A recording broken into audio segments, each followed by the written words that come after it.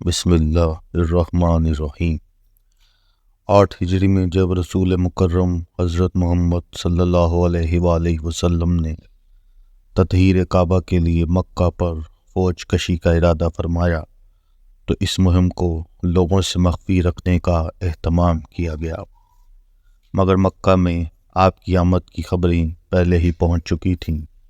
اس وقت وہ مشرکین جنہوں نے آپ صلی اللہ علیہ وآلہ وسلم کو بے کسی کی حالت میں اس ارض مقدس سے جلا وطن کیا تھا، اب اپنے انجام سے گھبرا رہے تھے، کیونکہ اب اسلام کے سیلاب کو روکنا ان کے بس سے باہر ہو چکا تھا۔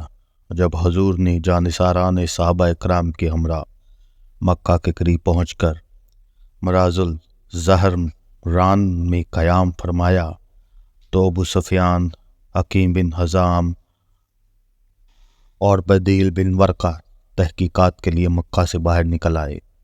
انہوں نے جب رات کی تاریکی میں لشکر محمدی کو دیکھا تو ہکا بکا رہ گئے اور ان کی جان پر بن آئی، کیونکہ وہ مسلمان سے اس قدر بڑے لشکر کی توقع نہیں رکھتے تھے۔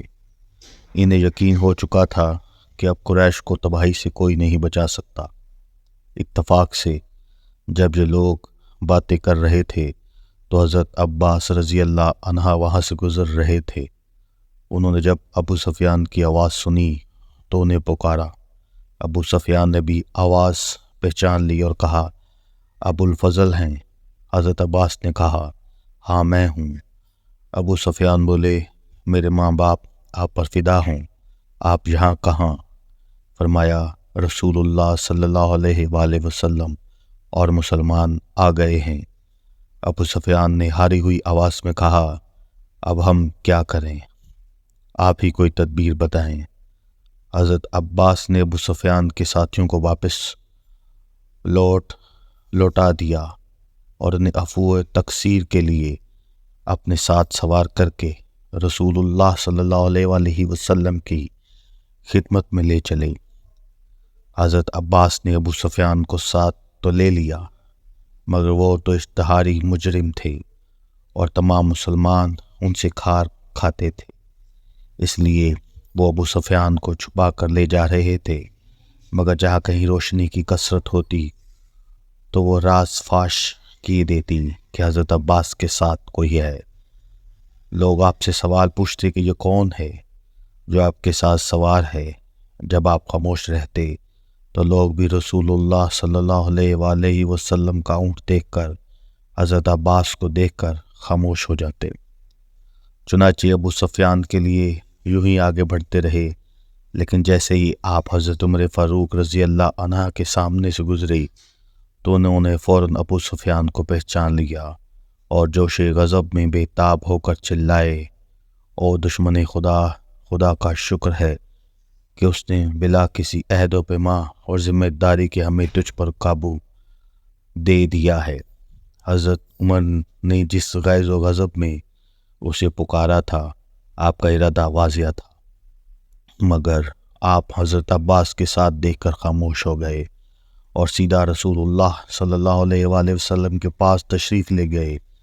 لیکن آپ سے پہلے حضرت عباس ابو سفیان کو لے کر حضور صلی اللہ علیہ وآلہ وسلم کی بارگاہ میں پہنچ چکے تھے۔ حضرت عمر نے وہاں پہنچتے ہی عرض کیا، یا رسول اللہ، یہ ابو سفیان ہے، خدا نے اس کو بغیر کسی عہد و پیما کے ہمارے حوالے کر دیا ہے، اجازت دیجیے کہ اس دشمن خدا کی گردن اڑا دوں۔ حضرت عباس نے فوراً عرض کیا، یا نبی اللہ، میں نے ان کو امان دی ہے۔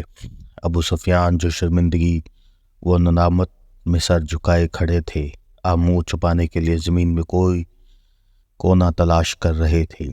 حضرت عمر کا غیظ و غضب دیکھ کر آپ کو یقین ہو چلا تھا کہ وہ صرف حضور نبی کریم صلی اللہ علیہ وآلہ وسلم کی ایک اشارے کے انتظار میں ہیں۔ ادھر پیغمبر خدا کا حکم ہوا تو میری گردن میرے جسم سے الگ کر دی جائے گی۔ اسی بیچارگی و بے بسی کے عالم میں آپ سر پکڑ کر بیٹھ گئے۔ حضرت عمر کے برابر اصرار پر حضرت عباس نے فرمایا، عمر، اگر تمہارے قبیلے کا کوئی شخص ہوتا تو تم اس کو قتل کرنے کے لیے ہرگز اتنا اصرار نہ کرتے، لیکن تم کو بنی عبد مناف کی کیا پرواہ؟ حضرت عمر نے جواباً فرمایا، خدا کی قسم، آپ کے اسلام قبول کرنے کی اتنی خوشی تھی کہ اتنی خوشی اپنے والد خطاب کے اسلام لانے سے نہ ہوتی۔ رسول اللہ صلی اللہ علیہ وآلہ وسلم جو تب سے خاموش تھے گویا ہوئے اور حضرت عباس کو حکم فرمایا، اس وقت ابو سفیان کو لے جائیں اور انہیں اپنے پاس سلائیں، اس کا فیصلہ صبح کیا جائے گا۔ چنانچہ حضرت ابو سفیان کو اپنے ساتھ لے گئے اور رات بھر اپنے پاس رکھا۔ اگلے دن صبح حسب حکم ابو سفیان کو ساتھ لیا اور حضور صلی اللہ علیہ وآلہ وسلم کی بارگاہ میں پیش ہو گئے۔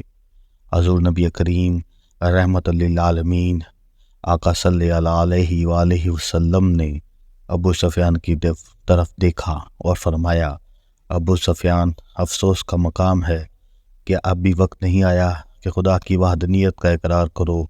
ابو سفیان نے عرض کیا، میرے ماں باپ آپ پر فدا ہوں، آپ کتنے بڑے شریف اور کتنے بڑے صلح رحم کرنے والے ہیں۔ خدا کی قسم، اگر خدا کے سوا کوئی اور معبود ہوتا تو آج میرے کام آتا۔ حضور نے فرمایا، ابو سفیان، تمہاری حالت قابل افسوس ہے کہ اب بھی وہ وقت نہیں آیا کہ تم مجھے خدا کا رسول مانو۔ ابو سفیان کا جن پر جاہلی حمیت اور قومی عصبیت ابھی بھی اعتراف رسالت کی راہ میں حائل تھی، کہنے لگے، میرے ماں باپ آپ صلی اللہ علیہ وآلہ وسلم پر فدا ہوں، آپ کس قدر حلیم، کس قدر شریف اور کس قدر صلح رحمی کرنے والے ہیں۔ خدا کی قسم، ابھی تک مجھ کو اس میں شک ہے۔ یہ ایسا جملہ تھا کہ ابو سفیان کا اسی وقت سر تن سے جدا کر دینے کے لیے کافی تھا، مگر حضور صلی اللہ علیہ وآلہ وسلم کی موجودگی میں صحابہ اکرام نے خاموشی اختیار کیے رکھی۔ حضرت عباس نے ابو سفیان کا یہ گستاخانہ جملہ سنا تو انہیں ڈانٹ کر فرمایا، ابو سفیان، اس سے پہلے کہ سر تن سے جدا ہو جائے کہو لا الہ الا اللہ محمد رسول اللہ۔ حضرت عباس کو ڈانٹ سنتے ہی ابو سفیان کی جیسی آنکھیں کھل گئی، فوراً کلمہ توحید و رسالت اقرار کیا اور آستان نبوت پر سر خم کر دیا۔ اس کے ساتھ ہی حضور نبی کریم صلی اللہ علیہ وآلہ وسلم نے نہ صرف ابو سفیان کی جان بخشی کا اعلان فرما دیا، بلکہ ابو سفیان کے گھر کو بیت الامن کا درجہ بھی دے دیا۔ قبول اسلام کے بعد جب حضرت عباس رضی اللہ تعالی عنہ آپ کو لے کر لوٹنے لگے تو حضور نے فرمایا، ابو سفیان کو پہاڑ کی چوٹی پر لے جا کر کھڑا کر دو تاکہ یہ افواج الہی کا جلال، مسلمانوں کی شوکت اور عظمت کا تماشا اپنی آنکھوں سے دیکھ لے۔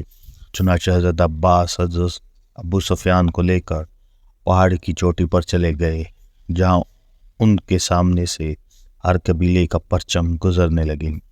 سب سے پہلے غفار کا پرچم آیا، پھر جہینہ، سلیم، یکے بعد دیگرے ہتھیاروں میں ڈوبے تکبیر کے نعرے لگاتے ہوئے گزرے۔ سب سے آخر میں انصار کا قبیلہ اس شان سے پرچم لہراتا گزرا کہ ابو سفیان انہیں دیکھ کر متحیر ہو گئے اور پوچھا، یہ پرچم کس کا ہے؟ حضرت عباس نے انہیں بتایا تو دفاتن سردار فوج حضرت سعد بن عبدہ ہاتھ میں علم لیے وہاں سے گزرے اور ابو سفیان کو دیکھ کر پکارا، آج گھمسان کا دن ہے، آج کعبہ لال کر دیا جائے گا۔ یہ سن کر ابو سفیان گھبرا گئے اور حضرت عباس سے کہنے لگے، آج میری حفاظت تمہارے اوپر فرض ہے۔ سب سے آخر میں کوکب رسالت نمودار ہوا، علم حضرت زبیر بن عوام کے ہاتھ میں تھا۔ حضور نبی کریم صلی اللہ علیہ وآلہ وسلم ابو سفیان کے قریب سے گزرے تو ابو سفیان نے بلند آواز سے آپ کو پکارا اور عرض کیا، آپ کو معلوم ہے ابھی سعد بن عبدہ کیا کہہ گئے ہیں؟ پوچھا، کیا کہا ہے؟ ابو سفیان نے بتایا تو حضور علیہ السلام نے فرمایا، غلط کہا ہے، کیونکہ آج تو کعبہ کی عظمت کا دن ہے، آج اس پر غلاف چڑھایا جائے گا۔